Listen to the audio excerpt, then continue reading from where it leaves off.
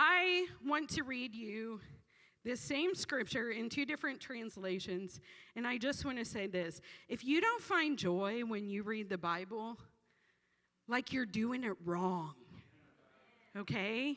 There is so much drama in the Bible. There is war, there is blood, there's love story, there's so much stuff, okay? And I have a point with this. My message is going somewhere. But just to have some fun at the beginning, I want to read, this is where we are in 2024. And it's kind of the introduction to my message, referring to kind of the me-centric world that we all live in. And you don't have a choice. You were born into it, okay? So I'm not on your case. Just listen, okay? All right. This is 2 Timothy 3, verse 2 and 4. This is in the Passion Translation. And this is referring to the last days. People will be self-centered, lovers of themselves, and obsessed with money. They will boast of great things as they strut around in their arrogant pride and mock all that is right. They will ignore their own families, be ungrateful, ungodly, addicted, hateful, malicious, slanderers, slaves to their desires. They will be ferocious, belligerent haters of what is good and right. With brutal treachery, they will act without restraint, bigoted and wrapped in clouds of their conceit. They will find their delight in pleasures of this world more than the pleasures of the loving God. Wow. That just makes you feel good about life, doesn't it?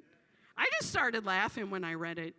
Maybe it was because I knew what I was talking about and you guys don't yet, and you don't think that's funny, but I do. Okay, in the Message translation, because I couldn't choose, it says, don't be naive.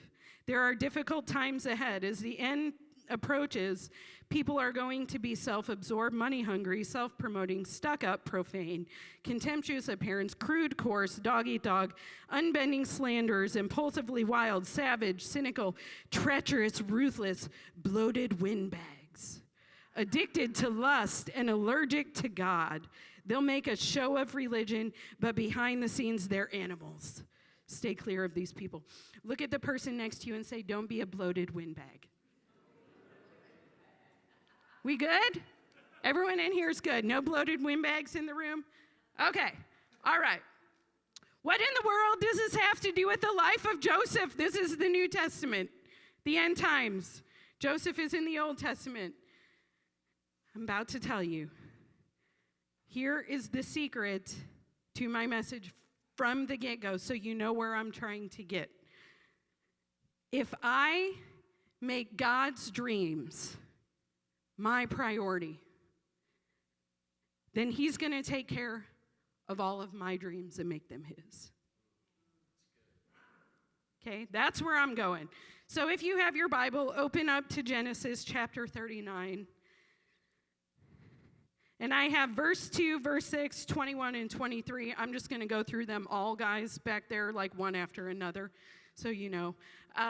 The Lord was with Joseph, so he succeeded in everything he did as he served in the home of his Egyptian master. They're talking about Potiphar, okay? So Potiphar gave Joseph complete administrative responsibility over everything he owned. With Joseph there, he didn't have to worry about a thing except for what kind of food to eat. Verse 21, now he's moved on from a rich man's house to prison. Nothing like promotion that way, right? The Lord was with Joseph in the prison and showed him his faithful love. And the Lord made Joseph once again a favorite with the prison warden. And in 23, the warden had no more worries because Joseph took care of everything. And the Lord was with him and caused everything he did to succeed. The title of my message, Pastor Matt's been talking about the process of a dreamer and the process of a dream and the process of a dreamer. I was about to say the pain of a dreamer, that too, right? So I figured I'd stick with the letter P and the posture of a dreamer. So today, the posture of a dreamer, the posture of Joseph the dreamer was serving. The posture of his heart was to serve. When Joseph was mistreated and abused and misunderstood again and again and again, what did he do? He served. He continued to serve. In fact, he just kept serving harder every time something went worse. With all he stayed through, he never abandoned God. He never ran from him or turned his back on him because things didn't go the way he hoped. He just stayed close to his Creator, and he served his guts out. The posture of a dreamer, serving. Now, in the New Testament, Jesus talks about serving a little bit. In Matthew 20, verse 25 through 28, and this is in the Passion Translation. It says, Jesus, knowing their thoughts, called them to his side and said, kings and those with great authority in this world rule oppressively over their subjects like tyrants. But this is not your calling. You will lead by a completely different model. The greatest one among you will live as the one who is called to serve others, because the greatest honor and authority is reserved for the one with the heart of a servant. For even the Son of Man did not come expecting to be served, but to serve and give his life in exchange for the salvation of many. And then in Matthew 5, verse 41, he's talking about, this is a Sermon on the Mount, and I just picked the one line out of it. If a soldier demands that you carry his gear for a mile, carry it too. What soldiers back then mistreated Jews really badly, so they could walk up and demand them to carry all their heavy equipment for them, right? And instead of fighting their mistreatment, he's just saying have the attitude of a servant, right? Love them the way that God would, okay? So that's kind of what we're talking about, and I believe this room is full of people who have a heart to serve. We had the most incredible people walk through the doors of this church, and you guys love God and his house so much. We see it, and we could not be more grateful. But I want to challenge us today, myself included, the posture with which we serve being the same heart and the same level of pursuit that Joseph had. When it talks about Joseph, okay, he was a favorite of his parents. He was like the only one that was from both his parents, right? He had other brothers that were like half brothers and all of this stuff. And he was like their favorite, and they were jealous, and he was mistreated and all of this stuff. But God was in those moments, and we're gonna talk about this, but what I love so much, and I had a whole different message planned, and one morning, I was up in the middle of the night, stressing over some changes that need to be made, and how is this gonna work, and there's no way, and I was just, you know how you do in the middle of the night if you don't take your thoughts captive. So I just decided to open and read Joseph because it's one of my favorite stories ever, and that's what we're talking about. And it just jumped out and hit me like a freight train where it said, Potiphar had not a care in the world except for what to eat. And the same thing with the prison warden. He didn't have a care in the world because he knew Joseph was running everything. Joseph wasn't paid as a prisoner in a prison to do this, right? Okay? He wasn't paid. He was a slave. He didn't have the mind and the heart of a slave, though. He had a mind and a heart of a servant. Okay? So it didn't matter how he was being treated because his heart was that of a servant, not a slave. He wasn't a victim. That's what I'm trying to say. Okay? So listen, when we're serving, is our mindset to serve wherever we're called to serve, and we're going to talk about all the different places, to the extent that where I'm serving, the people have not a care in the world. Is that the level that I'm serving at? Because we can all grow in that. I can grow in that. We all can grow in that, okay? Not a care in the world. I remember when Pastor Matt and I were young and in love, and we still are in love. We're kind of young, as young as this story, though. We had just been married maybe a year and finished Bible college and decided to move back to St. Louis because there was really nothing in Oklahoma where we went to Bible college for us. We just finished school. And man, we thought we had it together. We were like, we're like this well-oiled machine now. We went to Bible college. Like, we're married. Matt was 19 when we got married. I was 21, so at this point, he's 20. I'm 22. Like, we have it figured out. You know? They would be so blessed to have us. You know? I mean, what more could you ask for? And so we go to our pastor, who in the church that we were both, you know, kind of raised young people, all of that in, and we're like, this is our dream. It's our dream to work here. Like, we want to, right? And I think we had a card, if I remember, we wrote about, like, opportunity. Like this is such an opportunity for him, you know, to have us. And we go in trying to prove, while we're, like, the best hire that he could possibly ever make. We've been tithing all our lives. We've been giving. We volunteered. Even when we were in Bible college, we were sending our tithe here, like, you know, and he just kind of like sitting there and he's like, I don't know why you're sitting here trying to prove yourselves to me. Like, you know, he's trying to humble us is what he's trying to do. He recognizes. And he basically tells us that he's like glad we're back and all of this stuff, but the people that are in the youth ministry could really use some help right now. So you just go and you just serve, right? You're expecting to like get hired, like full-time job with benefits in the ministry, and then he's like, just go serve. That's all. We don't need to hire anyone right now. There are no positions. There probably were. He just didn't want us to have them because we weren't ready. We weren't ready. Okay, we didn't have the heart of a servant at that point, and so we did. And we love the people that were the youth pastors. We stayed in touch with them the whole time we were gone. They were mentors and friends of ours. And we showed up every single time the door was open. We organized all the camp games for them. I learned how to portable church. Once again, we had to set up and tear down in a gymnasium every week. And except for the details of the soundboard that I did not understand, I learned how to do every single thing. To set up, to tear down, to run. I learned I went and I sewed my time in the office and did things and phone calls and emails, and we just served. We served. We served. What do you need? We served. What time are you getting here? We'll be here 5 minutes sooner than you, just to make sure we served. We served. We served.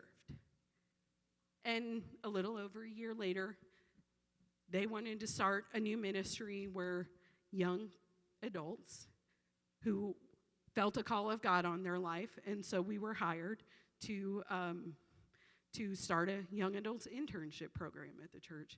And we ended up being on staff there for almost 15 years. And was the greatest time of growth, maybe aside from church planting, in our lives. And I just remember that season of serving. And let me tell you guys, God did a work in our hearts because we loved it so much. We never once had the thought that I can remember. Well, that was a long time ago. I don't remember my thoughts, if I can be real. I don't remember my thoughts from 3 days ago. It was such a delight.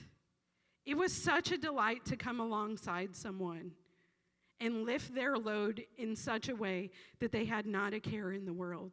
And very, very few times do I remember thinking, if I just keep doing this, someone's going to see me. But it became more about the delight. And in God's house is just one of the examples. We're going to talk about other areas of your life. But listen, think about this. I see, you guys, our lead team is the most incredible group of people. Matt and I are beyond blessed to have the 11, 12 people. If you include Tom and Susan, who run our elementary kids ministry, 14. You guys, they lead this way. Every single one of them, all the time. And I sit there and I think, after Jan and AJ show up, who are the first people on the parking lot, Ryan and Sherelle are here. And from the time they show up until the doors are closed, they never stop moving. Never stop moving the whole time. Ryan's up here moving right now. Okay? He's hiding real well.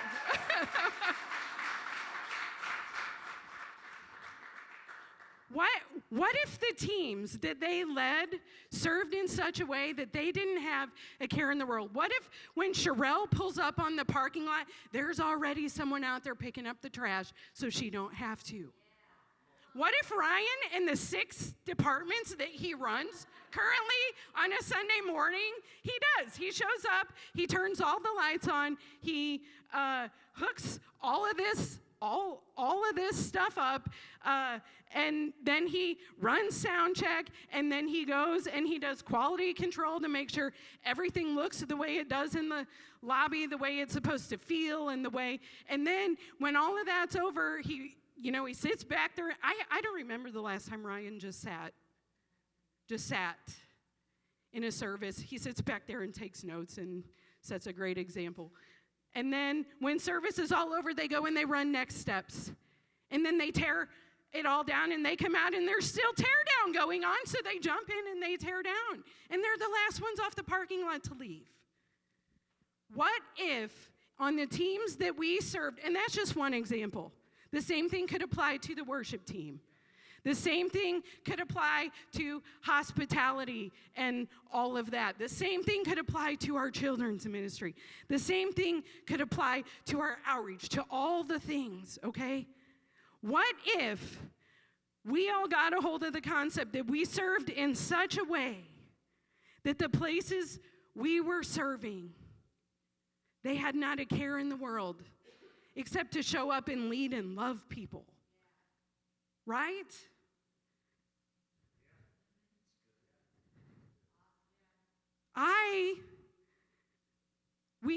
We're portable, and we have never been above or below. It's all for God, and it's all for his house. So titles mean nothing to us. And coming in at 6:45 on a morning that I preach to set up a brand new kids area is just as important to me as what I'm doing right here. It literally does not matter because it's all for God, it's all for his kingdom, and it's all for his house. But listen, when there's a line of people standing there who need to be talked and prayed with, and I'm running around trying to tear stuff down so people can get out at a reasonable hour, I'm going a lot of places I didn't intend to right now. So listen, if we all serve, and this is, once again, just in God's house that I'm talking about, this applies to so many areas of your life. If we served in such a way that we were problem solvers, that we ran with it, and that the people who are managing 12 responsibilities had one less care in their world. Just one less, okay? We're growing. There's a lot of people being developed as leaders right now who are stepping into roles, and little by little by little, we work at the pace of transformation. And we don't want to rush the process of God, ever, for the sake of slave labor, okay? It's not just about work. It's about the house of God and his presence, okay? But what if that was our mindset, that we served in such a way that people had not a care in the world? At the beginning I said, the point I'm trying to get to is if I make God's dreams my priority, he'll make mine his. What is God's dreams? People. God's dream is people. That's it. Simple. Go read it in the Bible. It's everywhere. God's dream has always been people. He could have wiped us off the face of the earth, and frankly, he tried that in Noah, made a whole bunch of promises to never do that again, and gave us second and third and fourth and fifth chances. He could have just destroyed the human race, but he loves us too much. He wants to do life with us. His dream is people. And after Jesus rose to heaven and the book of Acts happened to establish the age of the church, you guys, the church is the vessel for people. So the church is God's dream because that's what he wants to use to reach people. These churches in our city, and we're not the only one, and we pray for all of the other ones all the time. We're in this together, okay? We are here for the purpose of reaching the city. So if I make people my priority because it's God's dream, then he's going to work everything that he's placed in my heart out for his good too. Okay? We've been talking about sowing seeds for your dream. When you're serving, you're sowing seeds for your dream. What about at home? The people closest to you. What if, and moms, this week, I had a few thoughts like, man, if people would just serve me so I didn't have a care in the world. No, I'm just kidding, okay? Actually, I have an incredible husband who did that very thing all weekend long. He was doing laundry and our taxes and cleaning stuff because of all the extra that is on my plate this particular week, okay? What if we all did that? Kids, teenagers, what if you served your parents in your home? So they didn't have a care in the world. Husbands, wives, the pressure that you both carry in life, you both have it. You both carry the stress of your life. What if we had a posture to serve in such a way that there wasn't a care in the world? I know there's going to be cares as long as we're on this earth, but if we can help lift them off each other, how can I lift your care? How can I lift your burden today? What about at work? Ooh, this is a tough one.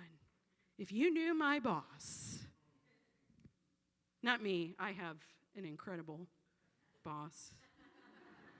We co-lead, so I guess he's my boss and God is my boss. So both incredible. If you show up to work and you solve problems that no one else is willing to solve, DJ, what would it be like if at work right now, the people who are on the team you're building had this attitude towards you? Oh man, the load you're carrying right now, it would be so much lighter, right? It would be so much lighter if everyone was like, what could I do to help make sure DJ didn't have a care in the world? Your boss carries a lot, whether they're a godly person who you don't want to spend any more time with than you're required to or not. They're there. They're still there. They're still the boss. Your coworkers, the people, even people who have positional status lower than you, if we're looking at positions. What if you served them in such a way? What if you picked a piece of trash up off the floor so the cleaning crew had one less thing to do? It's not just people in charge, it's each other. What if we served each other?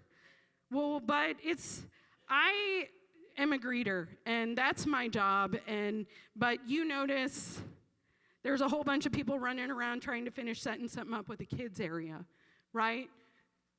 Serve in such a way. Serve in your home in such a way. Serve your children, your spouse, your neighbors in your neighborhood, your family, your siblings. A servolution in our hearts in such a way that we have a posture to lift the cares of their world, even if it's just for a moment. Always trying to do just a little bit more than what's asked. Just like Jesus said, if they ask you go 1 mile, you know what? I'm going to go 2. I don't care how hard it is. It got heavy carrying soldiers' equipment. It's not just taking a walk with them for an extra mile, like they're lugging Do you know what I'm saying? I don't care how hard it is. I'm going with you too. Just a little bit more. Just a little bit more. Serve with just a little bit more.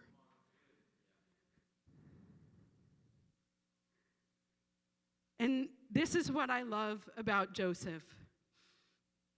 Every time in his story he was mistreated, it looked like he got demoted, right? He went from this great family situation to a slave in a rich man's home to a prison. But each time he was there when he served, do you know what was happening? Pastor Matt's been talking about it. His character was getting developed. Do you guys know that, there were skills and abilities in Joseph's life that were unlocked during that time? He didn't even know some of the stuff he was called to do. And it was revealed that he had all this organizational skill, all of this problem-solving ability, all of this stuff was revealed to him while he was serving. Do you know in the times in my life where, it's serving literally all the time, but it's through serving that we begin to discover who God created us to be. What are skill sets I have? What am I even good at? And every time he had to serve, he was given more responsibility. He had more responsibility in the prison than he did in Potiphar's house. It may look like he was demoted, but running an entire prison and all the prisoners is a lot different than one rich man's house, right? So every time, it looked like things were getting worse for him, but they're in the midst of that. He's learning who God created him to be. He's developing his leadership ability. He's developing his skill, all the while more and more and more. Each time, each level, he's growing in his capacity and what he's capable of handling. And we all know how that turned out. He can't be a pharaoh, so he got as high as he could, right? Running all of Egypt during a famine. He couldn't have done that when God gave him the dream at the age of 17. And he discovered so much of it through serving. And here's one other thing I love. When the famine came and he was in that position and he's ruling, he never stopped serving. What happened? His enemies walked through the door. They were his family, but at that time, reconciliation hadn't happened. They were still his enemies. He served them. Even once he achieved all the position and promotion his heart could have ever desired, he never lost his posture of serving. He remained serving. Served people who had hurt him and betrayed him. He served them. So listen to this. If you're in a dark place in your life, maybe in your marriage right now, you're hurt, you're betrayed, there's pain, there's a lack of unity, there's things you're just not getting along, serve. Jesus talks about how everything that the world thinks is the natural response is exactly opposite of how the kingdom of God works.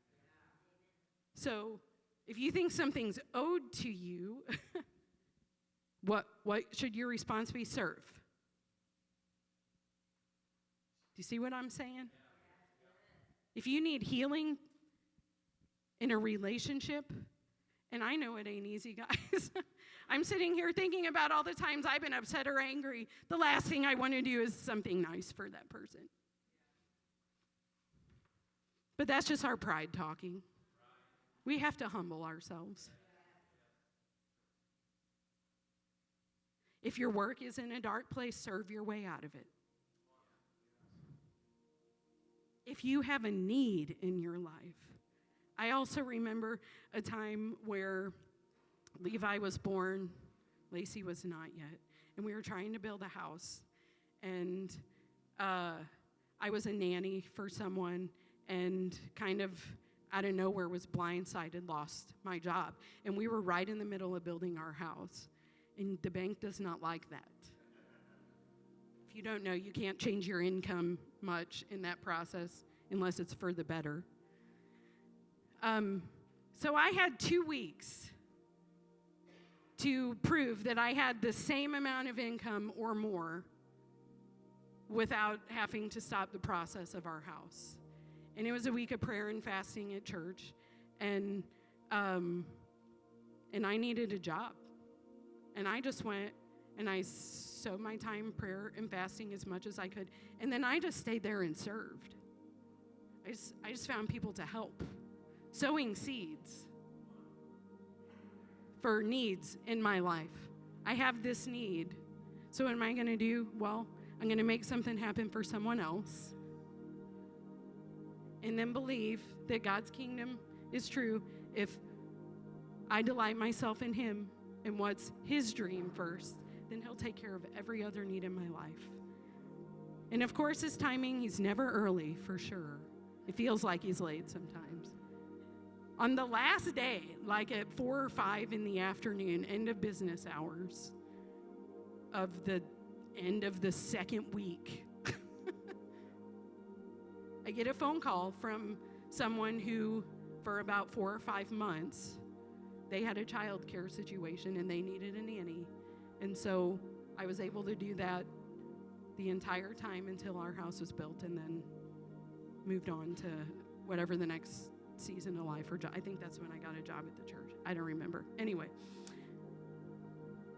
you can serve when you have a situation and need in your life and you're believing God for something.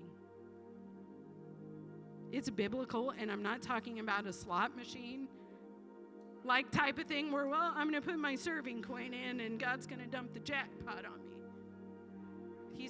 That's not how he works. It's the principle of saying, God, I'm setting my needs aside and I'm posturing my heart towards you. So I know that when I'm in alignment with you, everything else in my life can come in alignment.